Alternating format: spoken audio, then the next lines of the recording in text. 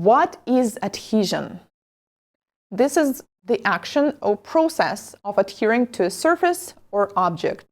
So basically just, two objects adhering to another. That's simple, right? When adhesion is lost, for some reason, we have product lifting. This is something that we definitely do not want to get. So that's what we will be talking about today. Now, how to achieve a good adhesion? If you will read instructions for any glue, I'm not talking about the nail glue yet, like regular glue, like you want to stick something to something. Usually the instruction will say that the surface must be clean and dry. Because if it's not clean, if it's oily, or there's another problem, the adhesion just will not be good. And the same thing is with the nails. The nail must be clean and dry. Let me show you. So this is the close-up of, this is my nail, by the way.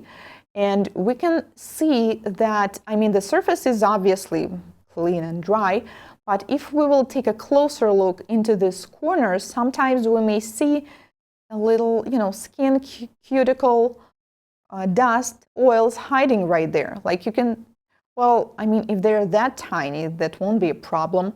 But if you see, a lot, this is what is going to cause lifting. So lifting may happen due to many reasons. There's a lot. And we can divide them into two groups, internal and external. And internal, I really want to warn you, internal is really not very common. So I would say it's very rare, but it's still possible.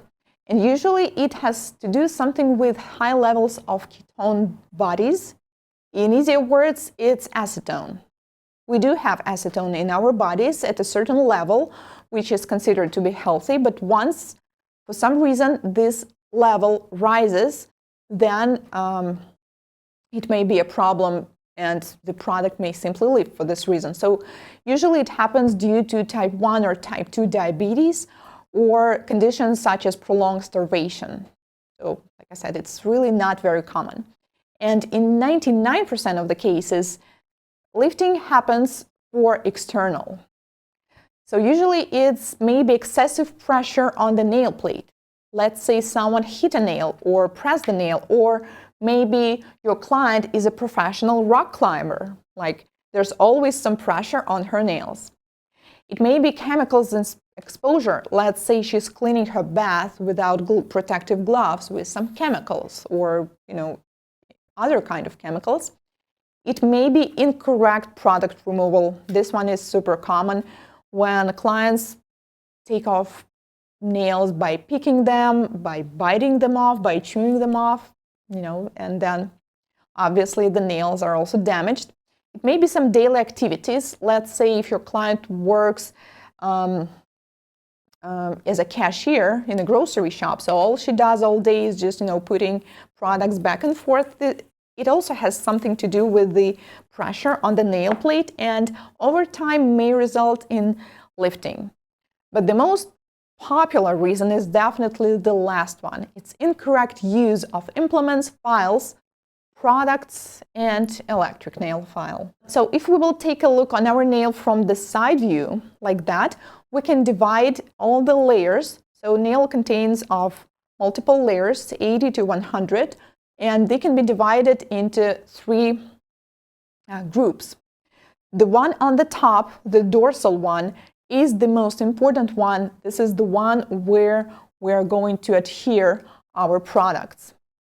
It's the hardest one. It's like really hard. We can actually feel that it is. And once we prep the nails, let's say we take off the surface shine or we apply dehydrator or primer, all these products, they work together with this layer. While the next one is intermediate, this one is the layer that's in between. This layer is softer, and this layer is really bad in terms of adhesion. So if for some reason the dorsal layer is off, let's say the nails are damaged, like client took the file and roughly overfiled them, or with the electric file, or was just picking them. So now we have only intermediate layer on top, and nothing's going to really adhere to it. It doesn't matter which primer you use, how good you are in your application. It just will not work this way. Make sense? And then we have a ventral, which is super soft. It's close. As you can see, it adheres to the nail bed. So if the things are that bad and the ventral layers on top, well, first of all, it's going to be super sensitive. Like it's going to basically hurt to even touch that. And obviously, like zero adhesion is simply possible. All products, we can divide them into two groups, soft or flexible. I would say soft, this is definitely soft gels, like Sokolov gels, gel polishes, nail polishes, definitely. And then we have hard, which are non-flexible. So these are acrylic, hard gel, polygel, and dip.